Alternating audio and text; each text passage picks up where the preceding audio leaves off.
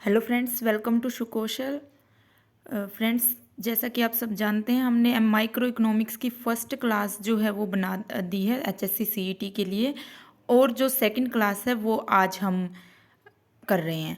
तो second class में हम करेंगे जो हमारे सीईटी के टॉपिक्स हैं, जैसे सॉरी माइक्रो इकोनॉमिक्स के जो टॉपिक हैं वो आपके सिलेबस में ये गिवन थे। हमने इलास्टिसिटी ऑफ डिमांड तक कवर कर लिया था और अब हम करेंगे थ्योरी ऑफ कॉस्ट और production function, theory of cost और equilibrium of firm in industry like perfect competition और price determination under monopolistic competition.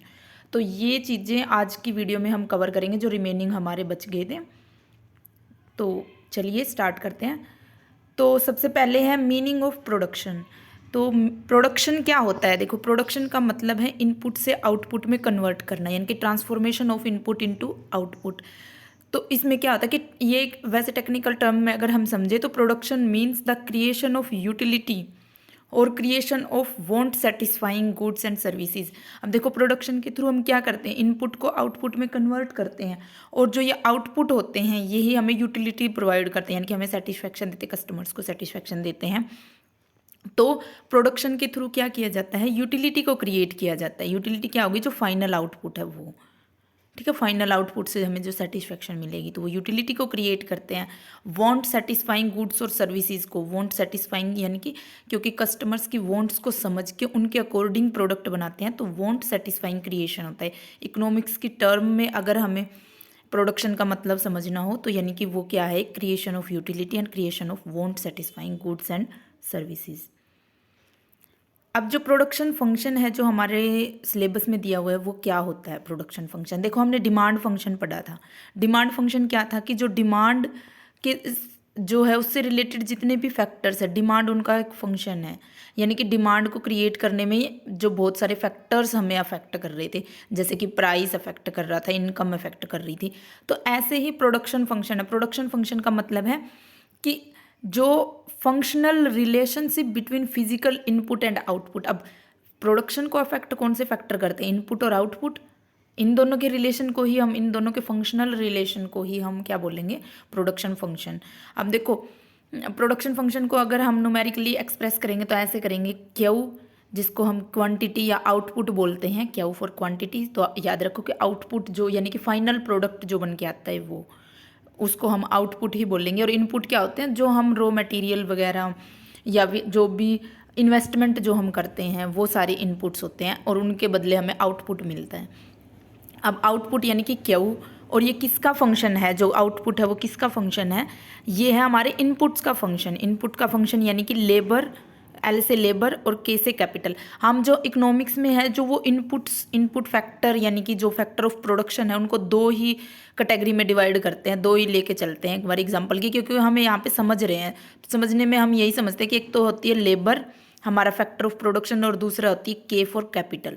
एक हमारा कैपिटल होती है और दूसरा लेबर होती है, जिसमें लेबर जो है उसको हम वेरिएबल फैक्टर मानते हैं। वेरिएबल फैक्टर मानने का मतलब है जिसको हम शॉर्ट रन में भी चेंज कर सकते हैं। वेरिएबल होता है ये, वेरिएबल का मतलब जो चेंज हो सके। तो जो लेबर है, एल जो है हमारा फैक्टर ऑफ प्रोडक्शन, वो वेरिएबल फैक्टर ऑफ प्रोडक्शन होता है। और जो के है वो फिक्स नेचर का होता है। इनकी कैपिटल जो है वो हम शॉर्ट रन में चेंज नहीं कर सकते। अब कैपिटल में सारी चीज़ें आ जाती हैं, इन्वेस्टमेंट वगैरह वो सारी चीज़ें। तो इसलिए हम इकोनॉमिक्स में इन दो ही टर्म्स को रखते हैं, यानी कि वेरिएबल फैक्टर के लिए लेबर और फिक्स फैक्टर के लिए कैपिटल। तो जो प्रोडक्शन है हमारा, प्रोडक्शन फंक्शन है, वो क्या दर्शाता है कि जो आउटपुट है वो किसका फंक्शन है? लेबर और कैपिटल यानी कि इनपुट का फंक्शन है। इन दोनों के बीच में फंक्शनल रिलेशनशिप है आउटपुट और इनपुट्स में, ठीक है। वो हमारा प्रोडक्शन बताता है, प्रोडक्शन फंक्शन बताता है। अब देखो, प्रोडक्शन फंक्शन जो है हमारे दो तरह का होता है इकोनॉमिक्स में। जैसे एक तो है शॉर्ट रन प्रोडक्शन फंक्शन, दूसरा है लॉन्ग रन प्रोडक्शन फंक्शन। अब जो शॉर्ट रन प्रोडक्शन फंक्शन है उसको हम रिटर्न्स टू फैक्टर भी बोलते हैं और लॉन्ग रन को हम रिटर्न टू स्केल भी बोलते हैं। इनका क्या मतलब है? देखो, शॉर्ट रन में हमने अभी जैसे समझा कि शॉर्ट रन में हम जो हमारा वेरिएबल फैक्टर है उसको चेंज कर सकते हैं। यानी कि जो हमारे दो फैक्टर थे लेबर और कैपिटल, शॉर्ट रन में सिर्फ हम लेबर को चेंज कर सकते हैं, यानी कि सिर्फ एक फैक्टर को चेंज कर सकते हैं। तो इसलिए शॉर्ट रन में जो हमें रिटर्न्स मिलेंगे वो रिटर्न टू फैक्टर मिलेंगे, यानी कि एक फैक्टर को चेंज करने की वजह से रिटर्न्स कैसे कैसे आ रहे हैं हमें, यानी कि एक फैक्टर को चेंज करने से हमें प्रोडक्शन कितना कितना मिल रहा है वो।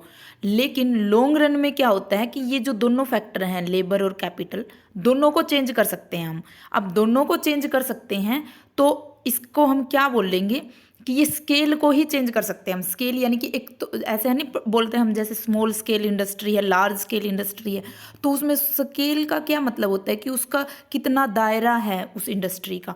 तो यानी कि जब हम लॉन्ग रन की बात करते हैं, यानी कि लंबे टाइम पीरियड की बात करते हैं, तो लंबे टाइम पीरियड में हम जो हमारी जो बिजनेस है उसके स्केल को ही चेंज कर सकते हैं। यानी कि हम लेबर और कैपिटल जो फिक्स हमारे फैक्टर हैं और वेरिएबल फैक्टर हैं, दोनों को चेंज कर सकते हैं लॉन्ग रन में। तो दोनों को चेंज करने से हमें क्या मिलते हैं, रिटर्न टू स्केल, यानी कि स्केल को बढ़ाने से हमें जो फ़ायदा मिला है वो, स्केल को बढ़ाने से हमारा जो प्रोडक्शन है वो कितना बढ़ा है, वो सारी चीज़ें हम जो मेज़र करते हैं वो हम करते हैं लॉन्ग रन प्रोडक्शन फंक्शन के थ्रू, और इसको हम रिटर्न टू स्केल बोलते हैं और इसको हम रिटर्न टू फैक्टर बोलते हैं। ठीक है। अब जो हम पढ़ते हैं जब जो रिटर्न टू फैक्टर और रिटर्न टू स्केल, तो जो रिटर्न टू फैक्टर है, सबसे पहले रिटर्न टू फैक्टर में एक लॉ काम करता है, एक इसके पीछे एक थ्योरी है। वो थ्योरी क्या कहती है कि लॉ ऑफ वेरिएबल प्रोपोर्शन या law of diminishing marginal returns. ये क्या है, ये कहता है कि जो हमें रिटर्न्स मिलते हैं या हमें हमारा जो प्रोडक्शन होता है वो क्या होता है, एक बार तो बढ़ता है, जैसे ऐसे स्टार्ट हुआ तो वो बढ़ता है, फिर वो धीरे धीरे जाके एक लेवल पे कांस्टेंट हो जाता है और फिर वो घटना शुरू हो जाता है। ऐसे बनता है हमारा जो प्रोडक्शन का जो कर्व है वो ऐसा बनता है, यानी कि बढ़ता है, फिर एक जगह पे आके वो उसका मैक्सिमम जो पॉइंट आ जाता है वहाँ पे रुक जाता है, फिर घटना स्टार्ट कर देता है। और ये सारी चीज़ें क्यों होती है, क्योंकि जब हम जैसे एक फैक्टर को बढ़ाते जा रहे हैं इनपुट को, तो उसकी वजह से हम यहाँ से इनपुट बढ़ाएंगे तो इनपुट, यहाँ इनपुट होता है और यहाँ आउटपुट होता है हमारा। तो आउटपुट जो है उस इनपुट जो है उसको बढ़ाते रहने से एक हमारा जो इनपुट को बढ़ाने से हमारा आउटपुट बढ़ता है, लेकिन वो आउटपुट जो है वो धीरे धीरे करके घटने लगता है, क्योंकि जब कैपेसिटी, अब देखो मान लो हमारे जब शॉर्ट रन की बात करते हैं, अब मान लो 1 हेक्टेयर की लैंड है, इसको हम कैपिटल बोलेंगे क्योंकि फिक्स नेचर की है, तो ये के होगी हमारी।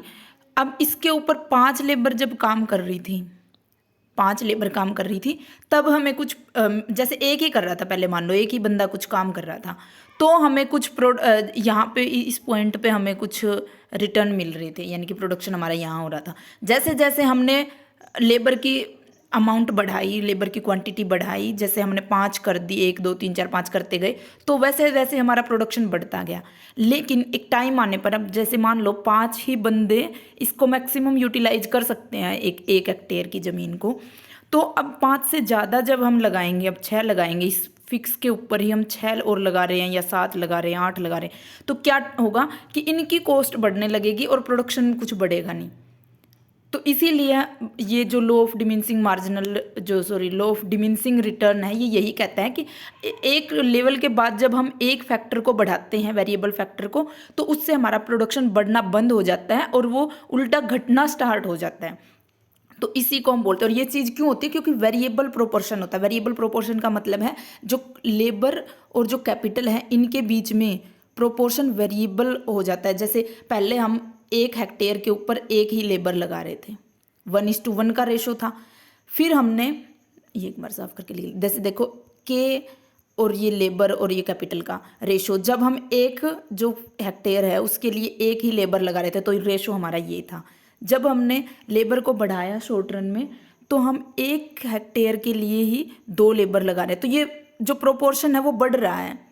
तो इसी वजह से, क्योंकि एक यहाँ तो ये फिक्स रह रहा है, लेकिन ये चीज़ बढ़ती जा रही है। अब ये चीज़ बढ़ती जा रही है, इसकी राइट साइड लेबर वाली चीज़, तो ये प्रोपोर्शन जो है वो वेरी कर रहा है हर बार, और प्रोपोर्शन वेरी कर रहा है, इसी वजह से एक लिमिट के बाद जो हमें प्रोडक्शन है वो हमारा बढ़ना बंद हो जाता है और वो घटना स्टार्ट हो जाता है।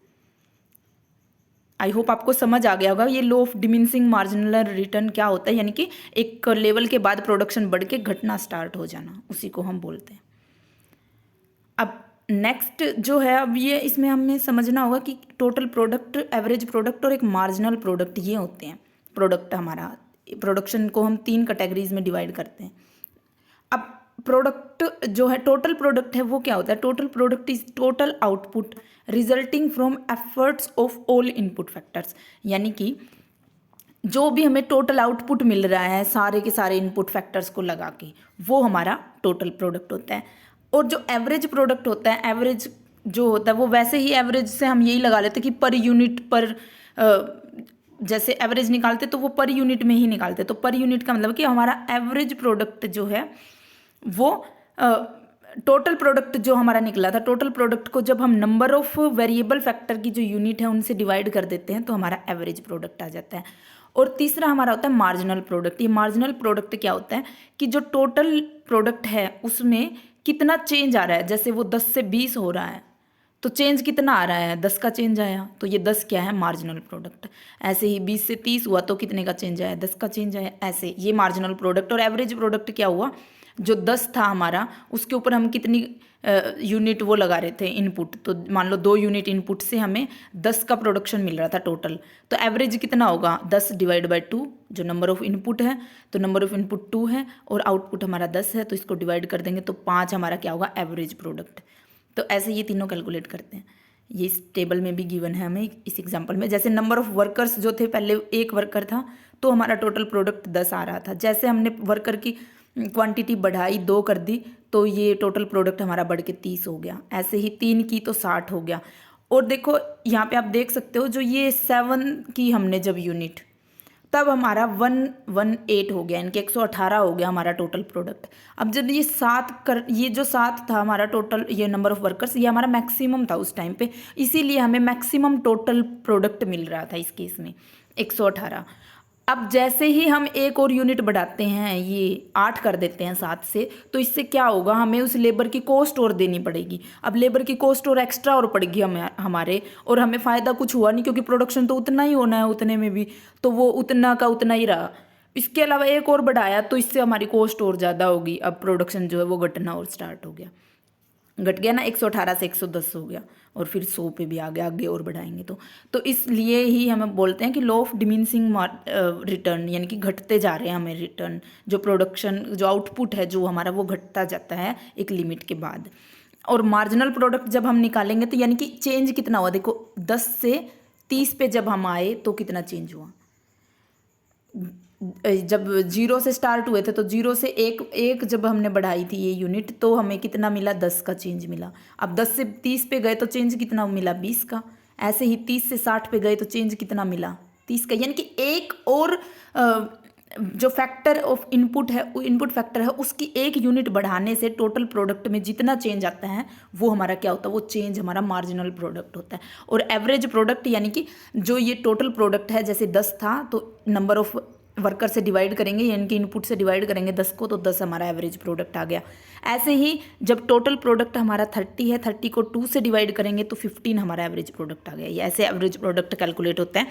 और इसमें ये चीज़ ध्यान रखने की है कि जो हमारा एवरेज प्रोडक्ट है वो कभी भी 0 नहीं होता या माइनस में भी नहीं जाता एवरेज प्रोडक्ट, क्योंकि कुछ ना कुछ प्रोडक्शन तो हमारा हो रहा होता है, क्योंकि इसको हम इससे डिवाइड करके ही निकालते हैं। लेकिन जो मार्जिनल प्रोडक्ट है वो हमारा 0 भी होता है और माइनस में भी जाता है। जो मार्जिनल प्रोडक्ट है, ये चीज़ याद रखनी है कि माइनस में और 0 में कौन सा जो प्रोडक्ट है अपना जाता है, वो मार्जिनल प्रोडक्ट जाता है। मार्जिनल प्रोडक्ट कैसे जा रहा है? अब जैसे देखो, हम इसमें चेंज देख रहे थे, अब चेंज कुछ भी नहीं हुआ तो वो 0 आ गया, और वो चेंज अगर नेगेटिव में हो रहा है तो वो नेगेटिव भी आ सकता है। तो इसलिए मार्जिनल प्रोडक्ट जो है हमारा वो 0 भी हो सकता है और माइनस में भी हो सकता है। इसको ही इस डायग्राम की हेल्प से भी समझाया गया है। जैसे ये हमारा आउटपुट है यहाँ पे, और ये हमारे वेरिएबल फैक्टर्स हैं, यानी कि इनपुट हैं। जैसे जैसे हम इनपुट बढ़ाते हैं, ये देखो स्टार्टिंग में हमारा जो टोटल प्रोडक्ट है ये बढ़ता जाता है, और एक लेवल तक जाके जब हम यहाँ तक हमारा वेरिएबल ये बढ़ा देते तो ये आउटपुट यहाँ मैक्सिमम होता है। और देखो जहाँ पे ये मैक्सिमम होता है वहाँ पे हमारा जो MP है वो 0 हो जाता है। MP क्या है? मार्जिनल प्रोडक्ट, यानी कि इसके बाद से यहाँ बढ़ा नहीं, वो एक लिमिट पे आकर रुक गया। अब जब रुक गया तो चेंज कुछ हुआ नहीं, चेंज 0 है, तो यानी कि मार्जिनल प्रोडक्ट जो है वो यहाँ पे देखो, यहाँ पे 0 है। और इसके बाद भी अगर हम स्टार्ट रखते हैं हमारा प्रोडक्शन, तो प्रोडक्शन हमारा घटने लगता है, और प्रोडक्शन जैसे घटना स्टार्ट होता है, एमपी जो मार्जिनल प्रोडक्ट था वो माइनस में चला जाता है, लेकिन एपी कभी भी माइनस में नहीं जाता। ये देखो, ये आया, घटना स्टार्ट हुआ, लेकिन माइनस में नहीं जाता। ये टीपी भी हमारा माइनस में नहीं जाता, एमपी जाता है, मार्जिनल प्रोडक्ट जो है वो जाता है हमारा माइनस में। अब देखो, ये चीज़ थी हमारे शॉर्ट रन के केस में। अब लॉन्ग रन में क्या होता है, लॉन्ग रन में हमें मिलते हैं रिटर्न्स टू स्केल, यानी कि हम हमारे स्केल को ही बढ़ा सकते हैं। हम हमारे सारे जो फैक्टर हैं, लेबर और कैपिटल, यानी कि जो हमारे वेरिएबल जो फैक्टर है लेबर, और जो हमारा फिक्स फैक्टर है कैपिटल, दोनों को हम बढ़ा सकते हैं। तो दोनों को बढ़ा सकते हैं कि हम हमारे स्केल को बढ़ा सकते हैं। तो स्केल को बढ़ाने से हमें कैसे रिटर्न मिलते हैं, उसमें तो डिमिनिशिंग रिटर्न मिलते थे, इसमें कैसे रिटर्न मिलते हैं। इसमें देखो, पहले तो मिलता है इंक्रीजिंग रिटर्न्स टू स्केल, फिर हो जाता है कांस्टेंट रिटर्न टू स्केल, और फिर हो जाता है डिक्रीजिंग रिटर्न टू स्केल। अब ये सारी चीज़ें क्या होती हैं, देखो इनको डायग्राम की हेल्प से समझ लेते हैं। देखो, इंक्रीजिंग रिटर्न टू स्केल कब मिलता है, इंक्रीजिंग रिटर्न टू स्केल का मतलब है जितने हमने इनपुट बढ़ाए,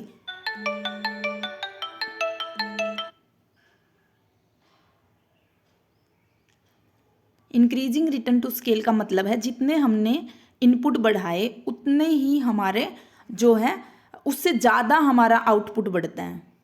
देखो, जैसे इनपुट हमने 10 यूनिट 10 से 15 किया तो 5 यूनिट से बढ़ा, लेकिन हमारा जो आउटपुट है वो 15 से 25 हो गया, यानी कि ज़्यादा बढ़ा है। ये तो हमारा 10 से बढ़ा है, परसेंटेज चेंज, परसेंटेज देख रहे हैं हम इसमें, ये तो परसेंटेज चेंज है, इसमें 10% और इसमें है 5%, यानी कि बढ़ता तो है हमारा रिटर्न, वो ज़्यादा रेट से बढ़ रहा है, कांस्टेंट रेट से बढ़ रहा है, या फिर डिमिनिशिंग रेट से बढ़ रहा है, यानी कि घटने वाले रेट से बढ़ रहा है। अब देखो, इस केस में क्या है, वो इंक्रीजिंग रिटर्न है, यानी कि ज़्यादा बढ़ रहा है, जितना हम इनपुट बढ़ा रहे हैं ना उससे ज़्यादा बढ़ रहा है हमारा आउटपुट। तो 5% से इनपुट बढ़ाने से हमारा आउटपुट 10% से बढ़ रहा है, तो यानी कि इंक्रीजिंग रिटर्न टू स्केल है। जो स्टार्टिंग की स्टेज होती है, यानी कि हम एक बार हमारा स्केल बढ़ाते हैं, जब दोनों फैक्टर्स को इनको बढ़ाते हैं तो हमें बहुत ज़्यादा रिटर्न मिलता है, तो वो इंक्रीजिंग रिटर्न टू स्केल होता है। उसके अलावा कांस्टेंट रिटर्न टू स्केल में क्या होगा कि इक्वली बढ़ेंगे। अब जैसे इनपुट हमने 10 से बढ़ाया, 10% से बढ़ाया इनपुट, तो जो रिटर्न है वो भी 10% से ही बढ़ रहा है, बढ़ रहे हैं दोनों चीज़ें। ये 10% से बढ़ाया, इतना ही ये बढ़ रहा है, यानी कि जितना हम लगाते जाएंगे हमारे लेबर और कैपिटल में, जितना इन्वेस्टमेंट करते जाएंगे, हमें उतना ही उनका रिटर्न मिलता जाएगा। यानी कि 10% अगर बढ़ाया तो 10% का हमें फ़ायदा भी मिल जाएगा। तो ये होता है कांस्टेंट रिटर्न टू स्केल। और तीसरा जो होता है वो हमारा होता है डिमिनिशिंग रिटर्न्स टू स्केल। अब ये डिमिनिशिंग रिटर्न्स टू स्केल क्या है, ये उल्टा हो जाएगा इंक्रीजिंग रिटर्न टू स्केल के, यानी कि हमने जो इनपुट है वो तो 10% से बढ़ाए, लेकिन आउटपुट हमारा 10% से नहीं बढ़ा, ये यहाँ पे 6.5% से ही बढ़ा है। ठीक है, तो यानी कि ऐसे केस में जब हम इनपुट ज़्यादा बढ़ा रहे हैं, लेकिन आउटपुट बढ़ तो रहा है, लेकिन इतना ज़्यादा नहीं बढ़ रहा जितना इनपुट बढ़ा था, तो ऐसे केस में हमारा वो नहीं हो रहा, ये जैसे प्रोडक्शन हमारा कम नहीं हो रहा, प्रोडक्शन बढ़ तो रहा है लेकिन उस रेट से नहीं बढ़ रहा है जो आउटपुट का है, हमारा प्रोडक्शन है जो हमारा, जितना हम इनपुट बढ़ा रहे हैं। तो जो इनमें डिफरेंस क्या है, अब आप एक बार तो ऐसे सोचोगे कि जो इस शॉर्ट रन है उसमें भी तो ऐसा ही होता है कि एक बार बढ़ता है, फिर कांस्टेंट हो जाता है, फिर घटना स्टार्ट हो जाता है, लेकिन ये चीज़ सही नहीं है, क्योंकि देखो शॉर्ट रन में तो हमारा प्रोडक्शन ही बढ़ता है और वो कांस्टेंट हो जाता है, फिर घटना स्टार्ट हो जाता है, लेकिन लॉन्ग रन में क्या है, घटना स्टार्ट नहीं होता, वो ना ही वो कांस्टेंट होता, वो तो बढ़ता ही जाता है, लेकिन वो बढ़ने का रेट देखना है हमें कि वो इनपुट के कंपैरिजन में कितना बढ़ता जाता है, वो घटता नहीं है कभी भी। यहाँ भी घट नहीं रहा है, हम बढ़ा ही रहे हैं तो ये बढ़ ही रहा है, लेकिन इसका रेट जो है बढ़ने का, वो इनपुट के रेट के कंपैरिजन में कम है। तो इसलिए जो हमें लॉन्ग रन में मिलता है वो होता है रिटर्न टू स्केल, और जो शॉर्ट रन में होता है वो होता है return two factor. I hope आपको ये प्रोडक्शन फंक्शन समझ आ गया होगा। अगर कुछ भी पॉइंट ना समझ आए तो आप कमेंट सेक्शन में कमेंट करके पूछ सकते हो। अब देखो, नेक्स्ट जो हमारा टॉपिक था वो है कॉस्ट का। प्रोडक्शन फंक्शन हमने समझ लिया कि लो इसमें जो दो ही चीज़ होती है कि शॉर्ट रन में कैसा होता है और लॉन्ग रन में कैसा होता है। अब कॉस्ट की बारी आ गई। अब कॉस्ट क्या है, cost is the monetary value of factor of production, यानी कि जो हम फैक्टर ऑफ प्रोडक्शन जो हम लेबर और कैपिटल जो हमने लगाई उनकी मॉनिटरी वैल्यू, उनकी कॉस्ट कितनी हमें पड़ी, उनकी वो क्या होगी कॉस्ट। अब कॉस्ट जो है, इकोनॉमिक कॉस्ट की अगर हम बात करें तो इकोनॉमिक कॉस्ट को बोलते हैं कि refers to the monetary valuation of efforts, material, resource, time, risk incurred, opportunity foregone in the production of goods and services. अब देखो सीधा जो पैसे के रूप में जो हमने दी किसी को, वो कॉस्ट सिर्फ वो ही कॉस्ट नहीं होती, जो इकोनॉमिक कॉस्ट होती है ना वो एक्चुअल कॉस्ट होती है। अब जो इकोनॉमिक कॉस्ट है उसमें सारी चीज़ें आ जाती है। देखो मटेरियल और रिसोर्सेज जो लगाए हैं उनकी कॉस्ट तो आएगी आएगी, उसके अलावा हमने उसमें टाइम लगाया है उसकी कॉस्ट भी, इसके अलावा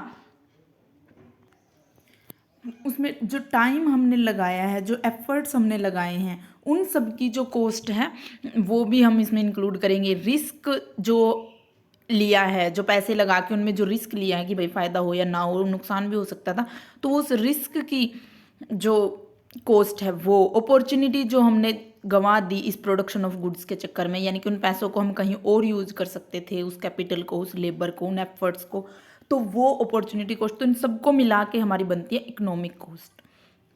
तो हम जो कॉस्ट इकोनॉमिक्स में हम समझते पढ़ते हैं वो इन सारी कॉस्ट्स को मिला के होती है। ठीक है, इन कॉस्ट्स को की कैटेगरीज भी जैसे हमने ये दी हुई है कि या हो सकती है आपके question exam point of view से इंपॉर्टेंट कोई क्वेश्चन आ जाए।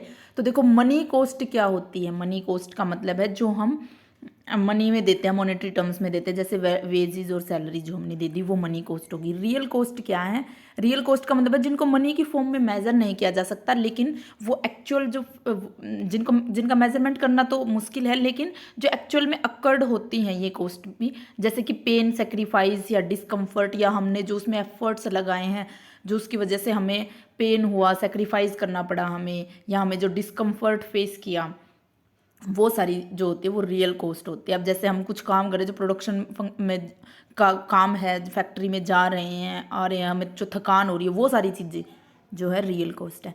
एक्सप्लिसिट कॉस्ट का क्या मतलब है? एक्सप्लिसिट कॉस्ट का मतलब है जो एक्चुअल एक्सपेंडिचर हैं एक फर्म के द्वारा, जो एक्चुअल में किए जाते हैं एक्सपेंडिचर, वो एक्सप्लिसिट कॉस्ट होती है। इम्प्लिसिट कॉस्ट का मतलब जैसे ये वेजेज और इंटरेस्ट, ये सारी चीज़ें। इसके अलावा इम्प्लिसिट कॉस्ट का मतलब है जो ओनर की खुद की, जो देखो एक्सटर्नल किसी को की तो वो एक्सप्लिसिट कॉस्ट होती है जो किसी और को पे करनी पड़ी है।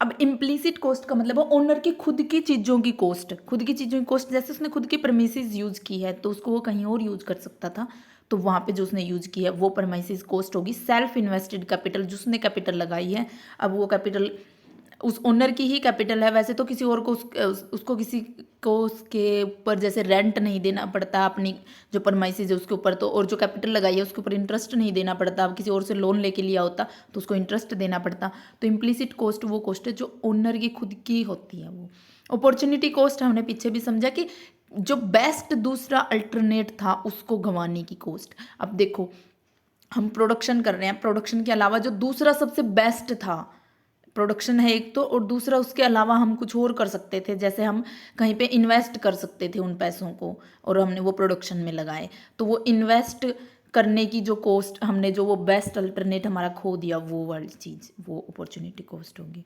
तो ये टाइप ऑफ कॉस्ट थे। अब देखो हमारे जो सिलेबस है उसमें दी हुई है थ्योरीज ऑफ कॉस्ट। अब जो थ्योरीज ऑफ कॉस्ट है उनको दो कैटेगरीज में डिवाइड किया गया है। दो थ्योरीज हैं, एक तो है ट्रेडिशनल थ्योरीज और दूसरी है मॉडर्न थ्योरीज। अब ये ट्रेडिशनल थ्योरीज में भी यही शॉर्ट रन और लॉन्ग रन कॉस्ट कर्व्स होते हैं, ऐसे ही मॉडर्न थ्योरी में भी शॉर्ट रन और लॉन्ग रन कॉस्ट कर्व्स होते हैं। लेकिन डिफरेंस क्या है? जो हमारी ट्रेडिशनल थ्योरीज हैं वो यू शेप के कॉस्ट कर्व्स होते हैं उसमें, और जो हमारी मॉडर्न थ्योरी है उसमें एल शेप के कॉस्ट कर्व्स होते हैं। इनको और डिटेल में चलो देख लेते हैं। अब देखो short run cost as per traditional theories. Traditional theory में सबसे पहले हम शॉर्ट रन कॉस्ट कर्व को देखते हैं। शॉर्ट रन क्या मतलब है? जिसमें हम कुछ एक फैक्टर्स को ही चेंज कर सकते हैं, ज़्यादा फैक्टर्स को हम चेंज नहीं कर सकते, क्योंकि हमारे पास टाइम थोड़ा होता है, टाइम पीरियड हमारा थोड़ा है। जैसे 1 साल से कम का है तो हम उसमें या 1 महीने का है, कितना भी हो सकता है शॉर्ट रन, बस वो हमारे लिए कौन सा शॉर्ट रन और हमारे लिए कौन सा लॉन्ग रन है वो उस पर डिपेंड करता है। यानी कि जिसमें हम कुछ ही फैक्टर्स को चेंज कर सकते हैं, कुछ फैक्टर हमारे फिक्स रहते हैं, तो वो शॉर्ट रन हो गया। देखो इसमें लिख भी रखा है कि some factor held constant and some variable, यानी कि कुछ तो वेरिएबल होते हैं, चेंज हो सकते हैं, कुछ जो है वो कांस्टेंट होते हैं, यानी कि चेंज नहीं हो सकते, और इसकी वजह से आउटपुट में हमारा चेंज आता है। अब देखो इस टोटल जो शॉर्ट रन कॉस्ट्स हैं उनमें सबसे पहले आती है हमारी टोटल कॉस्ट। अब जो ये टोटल कॉस्ट है इसको भी दो कैटेगरी में डिवाइड किया गया है, टोटल फिक्स कॉस्ट और टोटल वेरिएबल कॉस्ट। अब ये क्या होती है, अब देखो टोटल फिक्स कॉस्ट का मतलब है इंडिपेंडेंट ऑफ आउटपुट, यानी कि आउटपुट से हमारे प्रोडक्शन से कोई मतलब नहीं है, ये फिक्स कॉस्ट तो होगी ही होगी। अब जैसे हमने जो लैंड ले रखी है या कोई बिल्डिंग ले रखी है किराए पे, अब उसमें हम प्रोडक्शन चाहे जीरो करते हो, आउटपुट से कोई मतलब नहीं है, यानी कि प्रोडक्शन से कोई मतलब नहीं है, चाहे प्रोडक्शन जीरो हो, कुछ ना कुछ कॉस्ट तो फिर भी होगी हमें। दो ये जो डायग्राम है इसमें दिया, ये नीचे इसमें भी ये दिखाया हुआ है, जैसे देखो यहाँ पे ये टोटल फिक्स कॉस्ट जो है, अगर हमारा आउटपुट जीरो है, देखो ये आउटपुट था, ये हमारी कॉस्ट है, तो ये आउटपुट जो जीरो था जब, तब से स्टार्ट हो रही है ये फिक्स कॉस्ट, तब भी थी ये C1 पे। देखो एक मिनट, ये जो C1 लिख रखा है इसको थोड़ा और जूम कर देते हैं हम, एक मिनट, ये देखो जो C1 है हमारा, यहाँ पे क्या है, टोटल फिक्स कॉस्ट। ये फिक्स कॉस्ट जब हमारा प्रोडक्शन जीरो है तब भी है, जब हमारा प्रोडक्शन ये बढ़ रहा है, देखो ये यहाँ से, सॉरी यहाँ से आउटपुट, ये तो कॉस्ट बढ़ रही है, यहाँ आउटपुट हमारा बढ़ रहा है, लेकिन फिक्स कॉस्ट फिर भी ये पैरेलल है, यानी कि ये रहेगी ही। आउटपुट चाहे आपका जीरो हो, चाहे आपका कितना भी हो, फिक्स कॉस्ट तो उतनी की उतनी रहेगी। अब हम एक बिल्डिंग में प्रोडक्शन कर रहे हैं, तो उस बिल्डिंग में चाहे आप कुछ भी 0 यूनिट मैन्युफैक्चर कर रहे थे, चाहे आप 100 यूनिट मैन्युफैक्चर कर रहे हो, तो वो कॉस्ट तो जो उसका रेंट जो है वो तो फिक्स ही रहेगा ना, उतना ही देना पड़ेगा, चाहे आप प्रोडक्शन बंद कर दो बेसिक से, देना तो पड़ेगा उतना ही। और चाहे आप 100 कर रहे हो, चाहे 10 कर रहे हो, चाहे 20 कर रहे हो, कितना भी कर रहे हो, तो वो रेंट जो है ऐसे केस में जो वो क्या है, हमारा टोटल फिक्स कॉस्ट।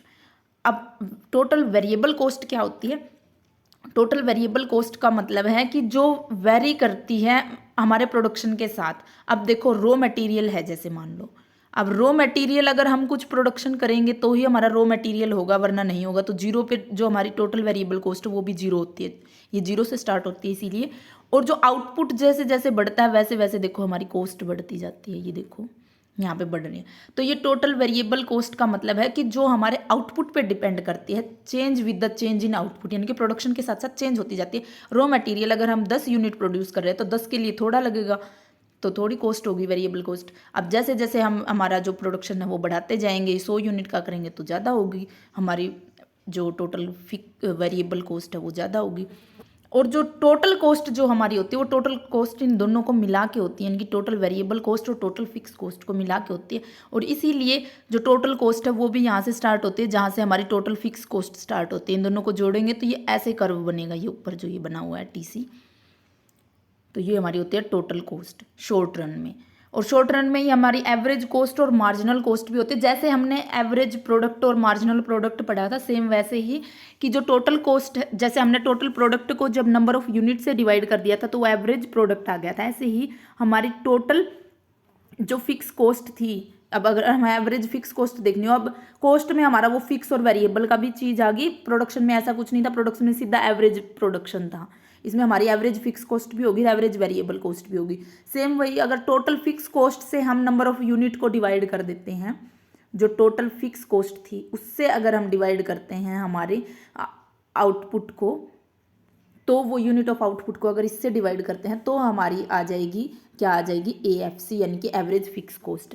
जो ये एवरेज फिक्स कॉस्ट है ये हमारी ऐसे होती है L शेप की, क्योंकि एवरेज फिक्स कॉस्ट देखो टोटल फिक्स कॉस्ट थी जो वो हमारी ऐसी थी, पैरेलल थी बिल्कुल। अब ये पैरेलल थी, लेकिन इसको जब हम आउटपुट से डिवाइड कर देंगे, अब देखो ये पैरेलल थी तो मान लो ये 10 थी। अब जैसे आउटपुट हमें 1 यूनिट हो रहा था तो 1 से डिवाइड करेंगे तो 10 की 10 रही। जब हमारा आउटपुट 2 हुआ तो 2 से डिवाइड करेंगे तो ये 5 होगी, यानी कि घट गई, और ये घटती जाती है। ऐसे ही जब हम 5 का करेंगे तो ये 2 हो जाएगी, जो एवरेज फिक्स कॉस्ट है। तो इसलिए इसका जो शेप है, ये देखो एक बार ध्यान से देख लो, एवरेज फिक्स कॉस्ट का जो शेप है ये ऐसे घटता हुआ जाता है L शेप का, एवरेज फिक्स कॉस्ट। तो इसलिए ये एवरेज फिक्स कॉस्ट हम total fix cost divide by unit of output produce ऐसे निकालते हैं। और एवरेज वेरिएबल कॉस्ट कैसे होगी, फिर जो टोटल वेरिएबल कॉस्ट थी उससे आउटपुट को डिवाइड कर दो, वो हमारी एवरेज वेरिएबल कॉस्ट आ जाएगी। और एवरेज वेरिएबल कॉस्ट जो इस डायग्राम में है ये है average variable cost. Average variable cost हमारी एक बार घटती है और फिर वापस बढ़ना स्टार्ट कर देती हैं, क्योंकि जैसे जैसे हम पूरा यूटिलाइज करते हैं हमारे उस फैक्टर को, तो उसकी कॉस्ट कम आती जाती है।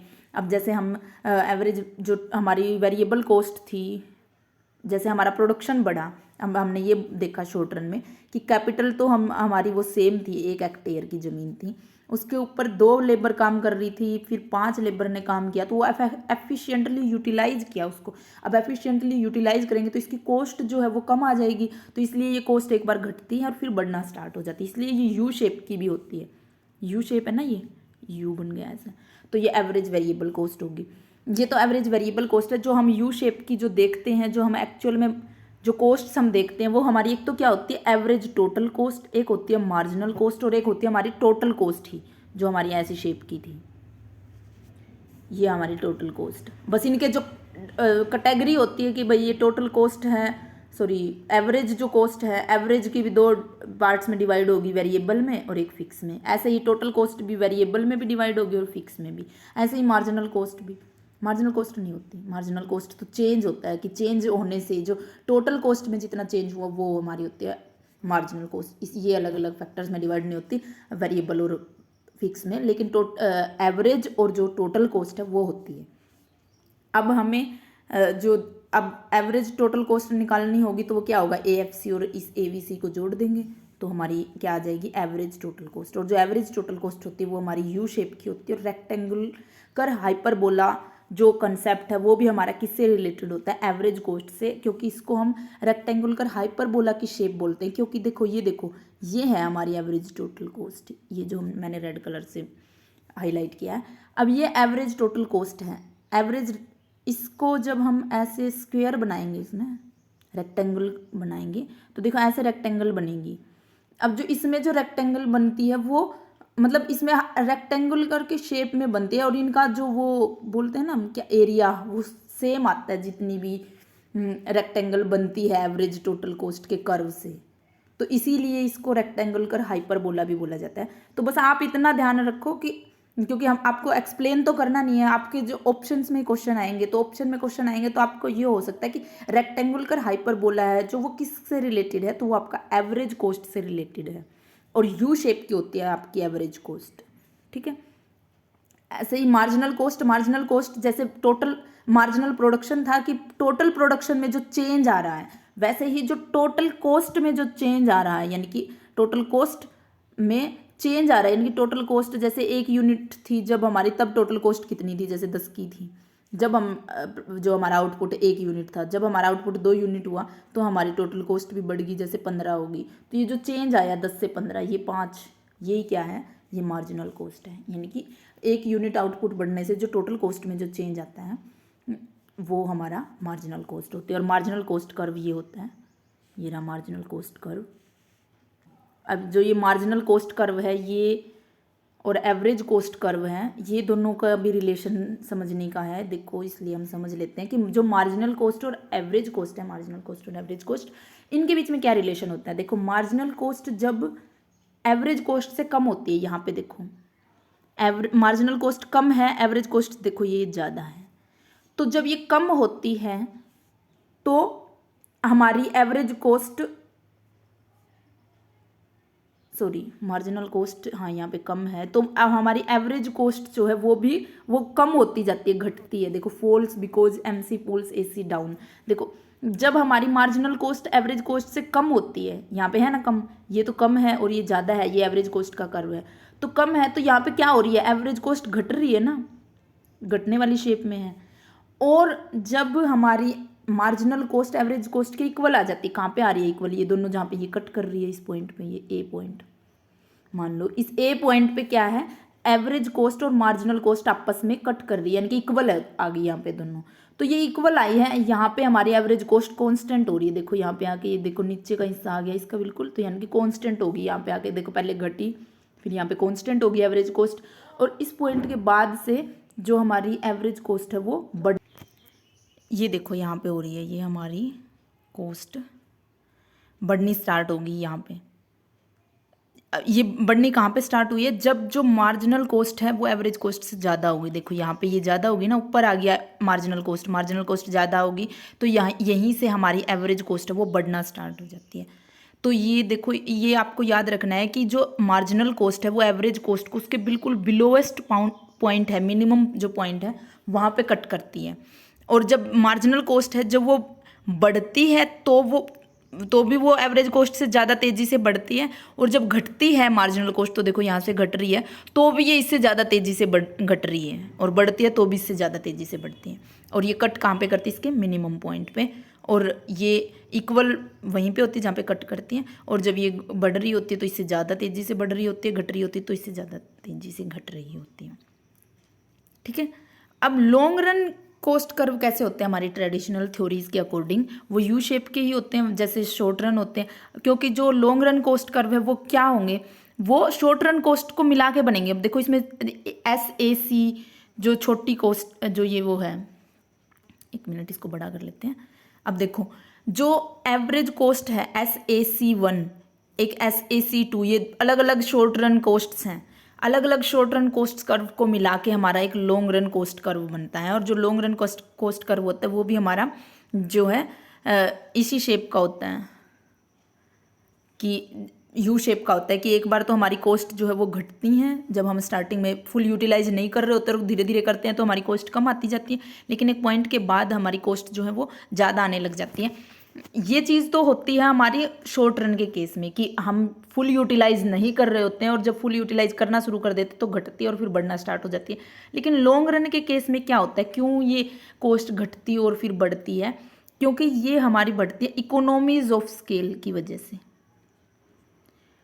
तो आपको याद रखना है कि जो शॉर्ट रन कॉस्ट कर्व हैं वो तो यू शेप के इसलिए होते हैं क्योंकि हम हमारी कैपेसिटी को फुली यूटिलाइज नहीं कर रहे होते पहले, तो बाद में करना शुरू कर देते हैं, क्योंकि एक जो हेक्टेयर ज़मीन थी उसके ऊपर एक ही लेबर थी तो वो अच्छे से यूटिलाइज नहीं कर पा रही थी। जैसे जैसे बढ़ाई तो हमारा प्रोडक्शन बढ़ना शुरू हो गया और कॉस्ट हमारी घटनी शुरू हो गई।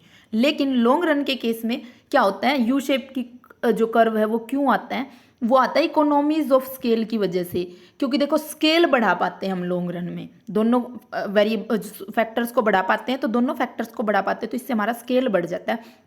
और स्केल बढ़ने की वजह से हमें क्या मिलती हैं? Economies of scale. इकोनॉमीज का मतलब है फ़ायदा, जो बेनिफिट्स। और क्या बेनिफिट? स्केल की बढ़ने की वजह से बेनिफिट। अब देखो एक तो चीज़ें हम 10 प्रोड्यूस करते हैं, एक हम चीज़ें 100 प्रोड्यूस करते हैं। 100 में हमें एफिशिएंटली हम हमारी जो कॉस्ट है वो कम आ जाती है 100 में, क्योंकि हम ये बोलते हैं ना कि एक तो हमने ज़मीन ली 5,000 की रेंट पे, एक हमें बहुत सारी अगर लेनी हो तो वो हमें और सस्ते रेंट पे मिल जाएगी, तो हमारा वो कॉस्ट रेंट वाली कम आ गई। लेबर भी हमें, एक तो हमें हमारी लेबर की कॉस्ट जो है वो भी हमारी कम आएगी अगर हम ज़्यादा प्रोडक्शन ले रहे हैं उनसे। तो सारी की सारी इकोनॉमीज ऑफ स्केल है वो बहुत सारी तरह की होती है इकोनॉमीज ऑफ स्केल, इंटरनल भी होती है और एक्सटर्नल भी होती है। वो आपके इसमें देर नहीं रखी कि कौन सी इकोनॉमीज ऑफ स्केल होती है, लेकिन आपने पढ़ा होगा, आपने 11th 12th में भी पढ़ा होगा और आपने अपने ग्रेजुएशन में भी पढ़ा होगा कि इकोनॉमीज ऑफ स्केल क्या होती है। तो इकोनॉमीज ऑफ स्केल वही होती है ना कि हमारा स्केल बढ़ जाता है तो हमें बहुत सारे फायदे मिलने लग जाते हैं। एक्सटर्नल इकोनॉमीज ऑफ स्केल में जैसे आपने ये चीज़ देखी होगी कि एक्सटर्नल इकोनॉमीज में वहाँ पे एक इंडस्ट्री डेवलप हो जाती है, जहाँ पे आपकी फैक्ट्री है वहाँ पे बहुत सारी इंडस्ट्री अगर डेवलप हो गई तो इंडस्ट्री डेवलप होगी तो वो इंडस्ट्रियल एरिया बन गया। अब उस इंडस्ट्रियल एरिया में सारी चीज़ें सस्ती मिलेगी, आपको ट्रांसपोर्टेशन भी सस्ता मिलेगा, बिजली भी सस्ती मिलेगी, तो सारी चीज़ों का फायदा होगा आपको। वहीं से आपको रॉ मटेरियल मिल जाएगा। तो ये सारे फायदे आपको जब आप लॉन्ग रन में मिलते हैं ये सारे फायदे, तो इसलिए लॉन्ग रन में आपकी कॉस्ट एक बार कम आती है। लेकिन धीरे धीरे करके जब हम हमारा स्केल बहुत ज़्यादा बड़ा कर लेते हैं तो वो हमसे मैनेज करना मुश्किल हो जाता है, यानी कि मैनेजमेंट की दिक्कत आ जाती है। जब हमारा स्केल बहुत ज़्यादा बड़ा हो जाता है तो मैनेजमेंट की दिक्कत आती है। कुछ और दिक्कतें भी आती है कि वो मतलब मैनेजमेंट से रिलेटेड दिक्कतें आएंगी, उनको हम क्या बोलेंगे? उन दिक्कतों को डिसइकोनॉमीज ऑफ स्केल। यानी कि लॉन्ग रन में एक बार तो हमारी कॉस्ट कम आती है। ये क्यों आती है कम? क्योंकि इकोनॉमीज ऑफ स्केल की वजह से। और जब धीरे धीरे करके जब हम डिस इकोनॉमीज़ की तरफ जाने लग जाते हैं, इस पॉइंट के बाद हम डिस इकोनॉमीज़ की तरफ जाने लग जाते हैं, यानी कि हमसे मैनेज होना मुश्किल हो जाता है, इतना बड़ा स्केल का हो जाता है हमारा बिजनेस, तो हमें फिर से हमारी कॉस्ट बढ़ने लग जाती है। तो इसलिए ये यू शेप की हमारी जो है कॉस्ट होती है। ये ट्रेडिशनल जो इकोनॉमिस्ट्स थे उन्होंने ऐसे दी थी, लेकिन जो मॉडर्न जो इकोनॉमिस्ट्स हैं उन्होंने दी है कि जो ये कॉस्ट कर्व्स जो होते हैं ये एल शेप के होते हैं। अब ये एल शेप के होते हैं कि ये या फिर जे, ये जे शेप के होते हैं, जैसे ये वाला है, ये थोड़ा सा जे बन रहा है यहाँ से उल्टा करके ऐसे। तो ये क्यों होते हैं? और ये देखो इसमें रिजर्व कैपेसिटी होती है यूटिलाइज करने की। अब ये इसलिए है क्योंकि देखो यू शेप में और ये इसमें क्या फ़र्क हो गया। देखो इस कर्व में हम देखें, देखो यू शेप में वो आई ऐसे ऐसे बीच में बिल्कुल एक पॉइंट होता है जहाँ पे बिल्कुल कांस्टेंट हो जाती है हमारी, लेकिन इसमें ये थोड़ा सा लंबा जा रहा है कांस्टेंट वाला। अब ये लंबा क्यों जाता है? जो मॉडर्न इकोनॉमिस्ट्स ने कुछ ने कहा कि जब हमारी कॉस्ट एक बार कम होती है, कम होने के बाद कॉस्ट कम होगी यहाँ तक, इससे ज़्यादा हम कॉस्ट को हमारी कम नहीं कर सकते थे, लेकिन फिर कॉस्ट बढ़ना शुरू क्यों नहीं हुई कुछ टाइम तक? क्योंकि सबके पास कुछ रिजर्व कैपेसिटी होती है अपने बिजनेस में, कि वो कुछ अपने रिजर्व्स बचा के रखते हैं ताकि उस रिजर्व कैपेसिटी को फिर वो यूज कर सके ऐसे केस में जब उनको लॉस होने वाला हो, यानी कि उनकी कॉस्ट बढ़ने वाली हो। तो इसलिए कुछ टाइम तक वो अपनी रिजर्व कैपेसिटी को बचाए रखते हैं, तो इसलिए ये इसकी शेप ऐसे हो जाती है और फिर ये बढ़ना स्टार्ट हो ही जाती है। और जो लॉन्ग रन में जो है वो ये यही बोलते हैं कि डिसइकोनॉमीज वाली जैसी चीज़ें कुछ नहीं होती, वो एल शेप की होती है, यानी कि वो घटती है और वो घट के फिर ऐसे कांस्टेंट हो जाती है, बढ़ना नहीं स्टार्ट होती long run cost curve. Modern जो थ्योरिस्ट हैं वो ऐसे बोलते हैं। तो ये बस आपको इतना ध्यान रखना है कि शेप जो है वो जो हमारी ट्रेडिशनल थ्योरीज में यू शेप की होती हैं और जो हमारी मॉडर्न थ्योरी है उनमें वो एल शेप की होती है या फिर इनवर्स जे शेप की होती है। ये जे है ना, उल्टा जे बन रहा है यहाँ पे, तो उल्टे जे की शेप की होती है। ठीक है। अब नेक्स्ट जो था हमारा वो था प्राइस डिटर्मिनेशन, और एक था हमारा अब इक्विलिब्रियम और price determination under perfect competition और मोनोपोलिस्टिक कंपटीशन। ये क्या होते हैं? ये परफेक्ट कंपटीशन जो है ये मार्केट का एक टाइप है। मार्केट का टाइप ये क्या कहते हैं कि एक perfectly competitive market has following features. क्या क्या फीचर्स होती हैं? इसमें बहुत सारे कस्टमर होते हैं और बहुत सारे बायर्स होते हैं हमारे परफेक्ट कंपटीशन में।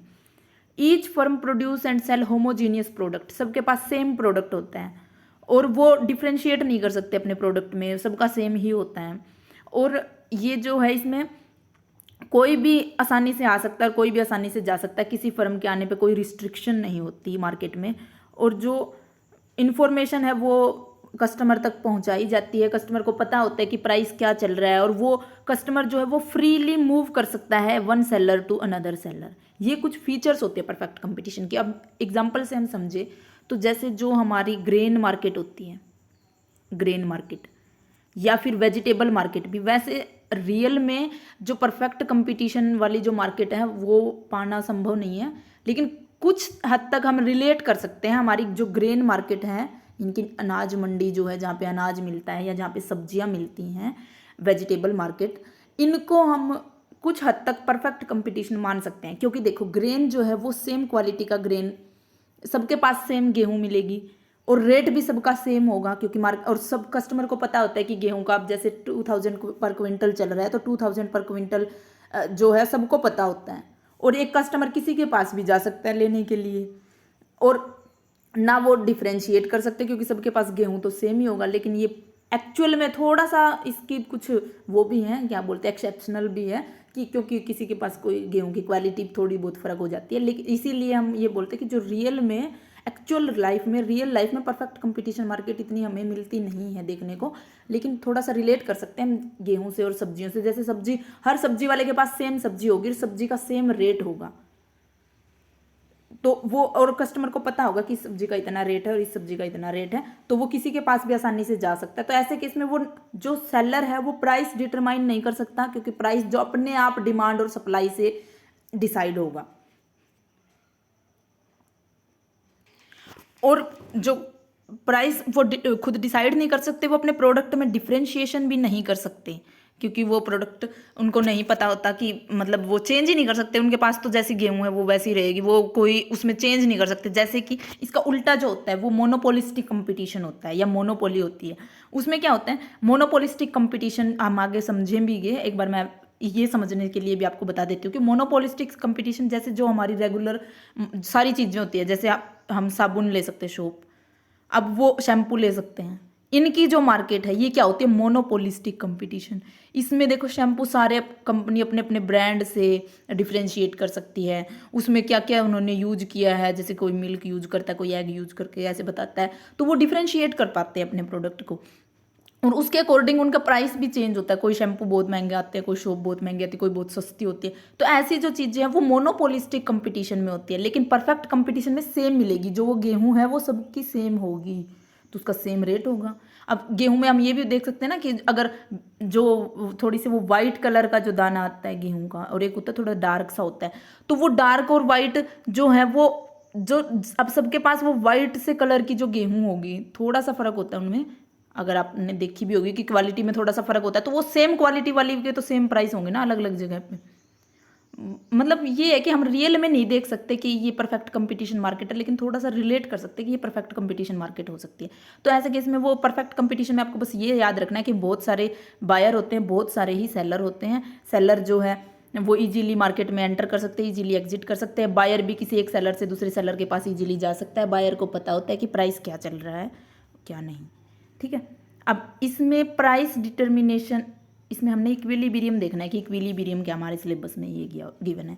अब इससे पहले हम ये देख लेते हैं कि जो एवरेज कॉस्ट और मार्जिनल कॉस्ट है परफेक्ट मार्केट के सिचुएशन में वो कैसी होती है, और मार्जिनल रिवेन्यू और एवरेज रिवेन्यू। ये रिवेन्यू आपके सिलेबस में नहीं है, लेकिन आपको पता होगा जैसे प्रोडक्शन हम देखते हैं कॉस्ट का उल्टा रिवेन्यू हो जाता है। ऐसे होता है कि हमारी जैसे जैसे कॉस्ट घटनी स्टार्ट होती है वैसे हमारा एवरेज रिवेन्यू और मार्जिनल रिवेन्यू है वो बढ़ना स्टार्ट होता है, और जैसे कॉस्ट हमारी बढ़नी स्टार्ट हो जाती है वो रिवेन्यू घटना स्टार्ट हो जाता है। ऐसी चीज़ होती है। लेकिन जो हमारी परफेक्ट कंपटीशन की मार्केट है इसमें हमारा रिवेन्यू जो है वो कांस्टेंट रहता है। देखो ये रहा, पैरेलल होता है बिल्कुल। ये ग्रीन जो लाइन है मैंने रेड कर दी, ये जो ग्रीन जो लाइन है ये हमारी दर्शा रही है हमारे एवरेज रिवेन्यू और मार्जिनल रिवेन्यू को। और जो ये यही हमारा डिमांड कर्व होता है परफेक्ट मार्केट में, क्योंकि परफेक्ट मार्केट में प्राइस चेंज नहीं हो सकता, तो जो डिमांड है वो फुल्ली इलास्टिक होती है, यानी कि बिना प्राइस में चेंज हुए ही डिमांड चेंज होती है, ठीक है। तो ऐसे केस में जो हमारा एवरेज रिवेन्यू है वहीं पे हमारा प्राइस होता है, ये इस शेप का होता है। और जो हमारी एवरेज कॉस्ट और मार्जिनल कॉस्ट है वो ऐसी शेप की होती है, यू शेप की। ये आपने देख ली, यहाँ पे ये कट करती है इसको मिनिमम पॉइंट पे, जैसे हमने अभी पढ़ी थी थोड़ी देर पहले एवरेज कॉस्ट और एवरेज ये मार्जिनल कॉस्ट वैसी होती है। तो ये चीज़ होती है इसमें, एवरेज कॉस्ट और मार्जिनल कॉस्ट कैसे कर्व होते हैं। अब इक्विलिब्रियम जब हमें देखना हो तो हमें हमारे कॉस्ट कर्व भी देखने हैं, रिवेन्यू भी देखना है, और मार्केट की डिमांड और सप्लाई भी देखनी है। क्योंकि जो मार्केट इक्विलिब्रियम है वो क्या होता है। मार्केट इक्विलिब्रियम एक ऐसी सिचुएशन है जहाँ पे डिमांड जो है वो सप्लाई के इक्वल होती है, या सप्लाई डिमांड के इक्वल होती है। ऐसी सिचुएशन यानी कि where the plan of all consumer and firm in the market match and market clears, यानी कि जो कंज्यूमर्स हैं उनके प्लान भी और मार्केट के जो फर्म है उनके प्लान भी मैच हो जाते हैं। यानी कि वो जो जितना सप्लाई कर रहे होते हैं डिमांड, और कस्टमर भी उतनी डिमांड कर रहे होते हैं, वो इक्वल हो जाती है, तो वहाँ पे मार्केट इक्विलिब्रियम हो जाता है। अब मार्केट इक्विलिब्रियम की सिचुएशन शॉर्ट रन में और लॉन्ग रन में परफेक्ट मार्केट जो होती है, परफेक्ट मार्केट में अलग अलग होती है चीज़ें। अब देखो परफेक्ट मार्केट में हमने देखा है मार्जिनल कॉस्ट और एवरेज कॉस्ट ही ऐसी यू शेप की होती हैं, ठीक है। लेकिन शॉर्ट रन में क्या होता है, परफेक्ट मार्केट जो है वो सुपर नॉर्मल प्रॉफिट अर्न करती है शॉर्ट रन में। ऐसा क्यों होता है, ये सबसे पहले तो इस डायग्राम को ही समझ लेते हैं एक बार। देखो ये जो हमारा था ये है सप्लाई कर्व, सप्लाई उल्टी होती है ना डिमांड की, ये डिमांड है, ये मैं खुद ना बना के यही समझ लो आप। ये D1 जो है ये डिमांड कर्व है और S जो है वो सप्लाई का कर्व है। अब शॉर्ट रन में क्या होगा, सप्लाई नहीं बढ़ सकती। सप्लाई क्यों नहीं बढ़ सकती, क्योंकि मतलब सप्लाई का कर्व शिफ्ट नहीं हो सकता, लेकिन डिमांड का कर्व शिफ्ट हो गया। जैसे मान लो ये D2 पे हो गया। अब सप्लाई क्यों नहीं बढ़ सकती, क्योंकि नई फर्म जो है वो मार्केट में एंटर नहीं हो सकती शॉर्ट रन में। शॉर्ट रन में एक बहुत ही छोटा टाइम पीरियड है जिसमें नई फर्म जो है वो मार्केट में एंटर नहीं हो रही है, सिर्फ जो पहले से जो फर्म थी वही है। तो पहले से जो फर्म थी वही है, तो जैसे डिमांड बढ़ती है तो डिमांड बढ़ने से देखो ये जो हमारा, देखो जहाँ पे डिमांड और सप्लाई आपस में कट करती है वहाँ प्राइस होता है हमारा। ये यहाँ पे कट कर रही है, ये पॉइंट मान लो ए पॉइंट है, इस ए पॉइंट पे डिमांड और सप्लाई कट कर रही थी, तो प्राइस हमारा ये था और प्राइस ये था। तो प्राइस ही हमने बोला ना कि एवरेज रिवेन्यू और मार्जिनल रिवेन्यू होता है, तो ये एवरेज रिवेन्यू और मार्जिनल रिवेन्यू, ये P1 पे प्राइस आ गया हमारा। इस तरफ अगर हम देखें लेफ्ट साइड तो ये P1 पे प्राइस आ गया, इसकी बिल्कुल सीध में, इसको ऐसे करके इसके बिल्कुल सामने जो ये ए पॉइंट है, क्योंकि ए पॉइंट पे जो सप्लाई और डिमांड है वो आपस में कट कर रही है, जहाँ पे कट करती है वहीं पे प्राइस होता है। अब शॉर्ट रन में सप्लाई नहीं बढ़ सकती, सप्लाई नहीं बढ़ सकती, तो जैसे डिमांड बढ़ती है, ये डिमांड यहाँ पे बढ़ गई, ये शिफ्ट हो गया D1 से D2 पे, तो डिमांड जैसे ही बढ़ी तो प्राइस बढ़ जाएगा, क्योंकि देखो प्राइस भी ऊपर की तरफ शिफ्ट हो गया, तो ये प्राइस P1 से P2 हो गया, यहाँ पे हो गया ना P2, प्राइस बढ़ गया। अब कॉस्ट तो सेम थी फर्म की, एवरेज कॉस्ट और मार्जिनल कॉस्ट, लेकिन डिमांड बढ़ने से प्राइस बढ़ गया। प्राइस बढ़ने से जो ये देखो रेड कलर की ये इन्होंने डॉट डॉट, ये जो ये एरिया है, इस प्राइस से इस प्राइस के बीच में ये क्या हो गया, यहाँ पे सुपर नॉर्मल प्रॉफिट अर्न करने शुरू कर दिए फर्म ने। तो जब शॉर्ट रन होता है, जब कोई नई फर्म एंटर नहीं कर पाती, सप्लाई हम नहीं बढ़ा पाते, तो सिर्फ डिमांड बढ़ने से प्राइस बढ़ता है, और प्राइस बढ़ने से कॉस्ट तो उनकी सेम रहती है, क्योंकि प्राइस का उनके तो हाथ में होता ही नहीं, परफेक्ट कंपटीशन में मार्केट फर्म के हाथ में तो होता ही नहीं, बिजनेसेस के हाथ में तो प्राइस तो डिमांड और सप्लाई पे डिपेंड करता है। तो डिमांड बढ़ने से प्राइस बढ़ गया, तो उनको ज़्यादा फायदा होने लग गया शॉर्ट रन में। लेकिन लॉन्ग रन में जो इक्विलिब्रियम है उनका, उसमें उनको क्या होता है, नॉर्मल प्रॉफिट ही मिलता है। सिर्फ नॉर्मल प्रॉफिट क्यों मिलता है, क्योंकि देखो डी जो हमारी डिमांड थी, एस हमारी सप्लाई थी, तो प्राइस हमारा ये P1 था, क्योंकि दोनों यहाँ पे कट कर रहे हैं इस पॉइंट पे, तो इस पॉइंट के यहाँ पे देखेंगे तो ये P1 इस साइड, ये प्राइस था हमारा, ठीक है।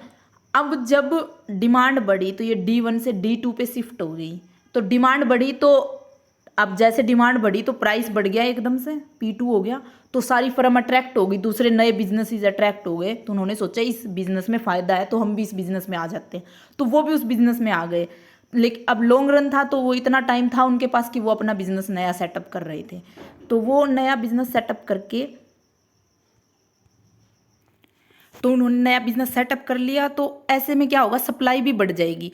तो सप्लाई जब बढ़ती है तो वो नीचे की साइड बढ़ती है। अगर आपने सप्लाई देखा हो, याद हो तो आपको, क्योंकि आपने पढ़ा तो होगा ही अपने 12th में भी और ग्रेजुएशन में भी, तो सप्लाई जैसे बढ़ती है तो वो नीचे की साइड बढ़ती है, डिमांड जब बढ़ती है तो ऊपर की साइड बढ़ती है, तो जो सप्लाई कर्व है वो भी नीचे की तरफ शिफ्ट हो जाता है। ये एस से, ये एस था, यहाँ पे S2 हो जाता है।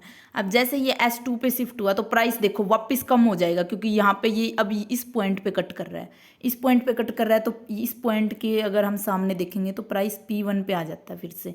तो जो वो super normal profit short run में तो फर्म कमा रही थी, अब प्राइस वापस से इस पे आ गया, तो वापस से इस पे आ गया, तो यहाँ पे बिल्कुल वही नॉर्मल प्रॉफिट पे आ गई फर्म। क्योंकि नॉर्मल प्रॉफिट क्या होते हैं, जहाँ पे MC MR के इक्वल होती है, MR भी यही है ना हमारा मार्जिनल रिवेन्यू, इनकी मार्जिनल रिवेन्यू मार्जिनल कॉस्ट के जब इक्वल होता है तो वहाँ पे नॉर्मल प्रॉफिट होते हैं। लेकिन जो वो ये वाला गैप आ गया था शॉर्ट रन में, इसमें वो firm super normal profit earn कर रही थी, अब वो नहीं कर पाती। तो फर्म का परफेक्ट कंपटीशन में हमें इक्विलिब्रियम देखना हो, तो वो इक्विलिब्रियम क्या कहते हैं कि परफेक्ट मार्केट में शॉर्ट रन में तो वो सुपर नॉर्मल प्रॉफिट अर्न करके इक्विलिब्रियम मिलता है फर्म को, लेकिन लॉन्ग रन में नॉर्मल प्रॉफिट ही अर्न कर पाती है फर्म, क्योंकि सप्लाई बढ़ जाती है। और जो इक्विलिब्रियम है वो तो वही होता है कि डिमांड और सप्लाई जहाँ पे इक्वल होंगी, तो वो सप्लाई इसमें बढ़ गई तो वो प्राइस वापस से कम हो गया, प्राइस कम होने से नॉर्मल प्रॉफिट पे आ गई फर्म फिर से। ठीक है, आई होप आपको ये समझ आ गया होगा। अब नेक्स्ट है मोनोपोली। ये मोनोपोली अब वैसे आपके सिलेबस में गिवन नहीं है, लेकिन एक बार समझ लेते हैं फिर भी। अब हमने परफेक्ट कंपटीशन का ये बिल्कुल उल्टा होता है, उसमें बहुत सारी फर्म होती हैं कि बहुत सारे सेलर होते हैं, बहुत सारे बायर होते हैं। इसमें सेलर सिर्फ एक होता है, उसकी मर्जी, वो जितना प्राइस चार्ज करना चाहे करे। जैसे वो अपने प्रोडक्ट को, अब इसको अगर सेल अपनी बढ़ानी होगी तो इसको अपनी जो है प्राइस कम करना पड़ेगा, क्योंकि ये अकेला ही बंदा है, लोग तभी खरीदेंगे जब इसका प्राइस कम होगा। और वैसे उनको खरीदना पड़ता ही है, क्योंकि ये एक ही बंदा है, मोनोपोली है इसकी, ये जितना प्राइस चार्ज करेगा उसको खरीदना तो पड़ता है। लेकिन ऐसी चीज़ है कि भाई अगर प्राइस कम हो जाए तो हम सस्ती मिलेगी तो ज़्यादा भी खरीद लेंगे, ऐसी चीज़ होती है।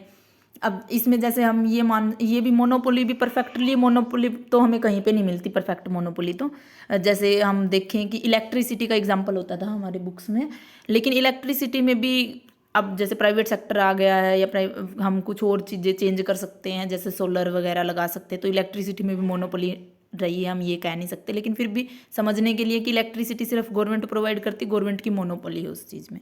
अगर किसी मार्केट में सिर्फ एक ही फर्म है तो वो मोनोपोली है, यानी कि उसकी उसमें। ठीक है, बस ये समझने के लिए था। और मोनोपोलिस्टिक ताकि आप इसमें कंफ्यूज ना हो मोनोपोली और मोनोपोलिस्टिक कंपटीशन में, क्योंकि इनके नाम सिमिलर है ना, तो इसलिए मैंने ये मोनोपोली का डाला था। वैसे मोनोपोलिस्टिक कंपटीशन मैंने बताया भी था परफेक्ट कंपटीशन बताते टाइम, कि मोनोपोलिस्टिक कंपटीशन में ऐसे ही बहुत सारे बायर और सेलर होते हैं, बायर भी बहुत सारे होते हैं, सेलर भी बहुत सारे होते हैं, लेकिन जो प्रोडक्ट है, सिर्फ यही चीज़ है कि प्रोडक्ट जो है वो होमोजीनियस नहीं होता, डिफ्रेंशिएट करता है प्रोडक्ट हमारा। तो जो प्रोडक्ट है वो होमोजीनियस नहीं होते, यानी कि सेम नहीं होता, उनमें प्रोडक्ट में डिफरेंशिएशन होता है। जैसे हम ये देख रहे थे सोप का एग्जांपल या शैम्पू का एग्जांपल, तो हर कंपनी के प्रोडक्ट में थोड़ा सा फ़र्क होता है। सोप या शैम्पू अगर हम लेके चलते हैं, या कोई भी और नॉर्मल जो आइटम्स आती है एफएमसीजी के जो भी गुड्स हैं, वो सारी हमारी मोनोपोलिस्टिक कंपटीशन के अंदर आती है। अब मोनोपोलिस्टिक कंपटीशन में जो प्राइस जो डिटरमाइन करता है वो कौन करती है? फर्म खुद करती है अपने, क्योंकि वो डिफ्रेंशिएट कर सकती है, वो ये बता सकती है कि अगर हम महंगा दे रहे हैं तो वो क्यों दे रहे हैं, क्योंकि हमारे प्रोडक्ट में क्वालिटी ज़्यादा है, या हमने ये जो है वो मटेरियल यूज़ किया हमारे प्रोडक्ट बनाने के लिए, तो इससे क्वालिटी ज़्यादा आई है या कम आई है, तो इस हिसाब से फर्म अपना खुद प्राइस डिटरमाइन कर पाती हैं। तो हमारे इसमें सिलेबस में यही था कि प्राइस डिटर्मिनेशन मोनोपोलिस्टिक कंपटीशन में किसके थ्रू होता है? तो फर्म खुद करती है प्राइस डिटर्मिनेशन। अब इसमें भी देख लेते हैं एक बार इक्विलिब्रियम की सिचुएशन। तो देखो, under monopolistic competition the firm will be equilibrium position when marginal revenue marginal cost के इक्वल आएगा। जब इक्विलिब्रियम में क्या होता है कि मार्जिनल रिवेन्यू और मार्जिनल कॉस्ट जब इक्वल आएंगी, तो जो मोनोपोलिस्टिक कंपटीशन में एक फर्म जो है वो इक्विलिब्रियम में होगी। तो इसलिए so long the marginal revenue greater is the marginal cost and seller will find profitable to expand his output and MR is less than MC, it obviously he will reduce the output and MR is equal to MC। ये सारी चीज़ें बस यही है कि देखो, जब जैसे हमारा जो मार्जिनल कॉस्ट अगर ज़्यादा आती है, मार्जिनल रिवेन्यू अगर ज़्यादा आता है, तो वो कस्टमर, वो जो बिजनेस जो फर्म है, वो हम अपना आउटपुट बढ़ा पाती है, और आउटपुट बढ़ाने से उसकी एमसी जो है वो भी बढ़ जाती है। फिर इसमें ये एमसी और एमआर कर्व, ऐसे एमआर कर्व ऐसा होता है इसमें, एआर और एमआर कर्व, और जो कॉस्ट है वो यहाँ पे ऐसे होती है। तो जैसे कॉस्ट, वो कॉस्ट भी अपनी बढ़ा देती है, क्योंकि कॉस्ट बढ़ जाती है फिर वो आउटपुट बढ़ाती है, तो फिर से एमआर और एमसी इक्वल आ जाते हैं। ऐसी सिचुएशन होती है इसमें कि, और अगर लॉस हो रहा होता है तो वो अपना प्रोडक्शन घटा देती है। प्रोडक्शन घटाने से उसके क्या होता है कि फिर से जो कॉस्ट है वो भी कम हो जाती है, और फिर से एमआर और जो एमसी है, यानी कि कॉस्ट और रिवेन्यू है, वो इक्वल आ जाते हैं। ठीक है, तो इक्विलिब्रियम कहाँ होता है? जहाँ पे एमआर और एमसी इक्वल होते हैं, यानी कि कॉस्ट और जो रिवेन्यू वो इक्वल होते हैं। देखो, ये इस डायग्राम में है भी कि जो मार्जिनल कॉस्ट और एवरेज कॉस्ट है वो ये हो गए कर्व, और रिवेन्यू कर्व ये हो गए। तो मार्जिनल जो इक्विलिब्रियम कहाँ होगा? जहाँ पे ये दोनों आपस में कट करेंगी। तो इसमें देखो प्रॉफिट हो रहा है, क्योंकि ये कट पहले कर रही है और प्राइस ज़्यादा है, तो रिवेन्यू और भी ज़्यादा है हमारा, तो इसलिए प्रॉफिट हो रहा है ऐसी सिचुएशन में। और जब हमें हमारा प्राइस कम हो, हमारी मार्जिनल रिवेन्यू और मार्जिनल कॉस्ट जहाँ पे कट करते हैं उनसे, तो हमें लॉस की सिचुएशन होती है। तो इस वाले डायग्राम में लॉस की सिचुएशन है, इस वाले में। ये आपको डायग्राम समझना जरूरी नहीं है, बस आपको ये देखना कि इक्विलिब्रियम कहाँ होता है? जहाँ एमआर और एमसी इक्वल होती हैं, और मोनोपोलिस्टिक कंपटीशन में फर्म खुद डिटरमाइन करती है प्राइस को, और परफेक्ट कंपटीशन में फर्म खुद नहीं करती, डिमांड और सप्लाई पे डिपेंड करता है, तो उस हिसाब से उनको प्रॉफिट होता है, सुपर नॉर्मल है या नॉर्मल प्रॉफिट है। ठीक है, तो यही था आज की वीडियो में। आपकी माइक्रो इकोनॉमिक की जो यूनिट है वो कंप्लीट हो गई है। आप हमें टेलीग्राम पे फॉलो कर सकते हो, क्योंकि टेलीग्राम पे आपको सारी वीडियोस के पीडीएफ मिल जाएंगे, और हम कोशिश करेंगे कि आपको डेली प्रोवाइड करवाएं वीडियो, लेकिन डेली नहीं हो पाती किसी सिचुएशन की वजह से, तो आप थोड़ा पेशेंस रखें। हम आपका सिलेबस कवर करवाने की पूरी कोशिश करेंगे, लेकिन आपको खुद को भी मेहनत करनी है, क्योंकि सिर्फ इनके जो वीडियोस के थ्रू ही आपका सिलेबस कवर नहीं हो सकता, क्योंकि इतना फ्री ऑफ कॉस्ट कोई भी नहीं करवाता, लेकिन हम करवा रहे हैं रिवीजन के लिए आपके। ये जस्ट एक रिवीजन के टाइप ऑफ से है, क्योंकि इतना डीप में हम नहीं करवा पाते, क्योंकि इतना करवा भी नहीं सकते 2 महीने में। तो आपको एक जस्ट रिवीजन हो जाए, ये सारी चीज़ें आपको रिमाइंड हो जाएँ, आपको हम प्रोवाइड भी करवा रहे हैं, तो थोड़ा सा पेशेंस रखिए बस। बाकी कुछ लोगों ने पूछा भी था कि हम सिलेबस कहाँ से करें, तो सिलेबस जो है वो आपके पास अगर अपनी 12th या बीकॉम की जो बुक्स हैं तो उनसे करें आप, वरना ऐसे ही यूट्यूब से करें, क्योंकि फ्री ऑफ कॉस्ट बहुत सारी वीडियोस, बहुत सारा कंटेंट मिल जाएगा। और दूसरा, हाँ, हमारे चैनल पे भी और बहुत सारे और भी जो कॉमर्स के जो पढ़ाने वाले हैं उनके पास यूजीसी नेट का भी बहुत सारा सिलेबस मिलता है। तो यूजीसी नेट का भी लगभग सा सिमिलर सा ही सिलेबस है। तो आप सिलेबस के अकॉर्डिंग, अगर यूजीसी नेट वाली वीडियोस में भी आपको अपने सिलेबस मिल रहा है तो आप वहाँ से भी जाके करें। जैसे कि हमारे ही चैनल पे आपको अलग से प्लेलिस्ट मिल जाएगी सारे सब्जेक्ट्स की, और वो सब्जेक्ट अगर आपके सीईटी के सिलेबस में भी है वो सब्जेक्ट, चाहे फिर वो यूजीसी नेट वाली वीडियो ही क्यों ना हो, उसमें भी आपको बहुत अच्छा कंटेंट मिल जाएगा। और यूजीसी नेट वाली वीडियोज़ में तो बहुत डीप में चीज़ें करवाई हुई होती है, डिटेल में। तो आपको अगर कुछ ना समझ आए तो आप उन वीडियोज़ के थ्रू भी आप देख सकते हैं। तो अब टाइम कम है तो सोल्यूशन आपको भी ढूंढना है, हमें भी ढूंढना है मिलकर। तो I hope all the best आपके एग्ज़ाम के लिए। Thanks for watching.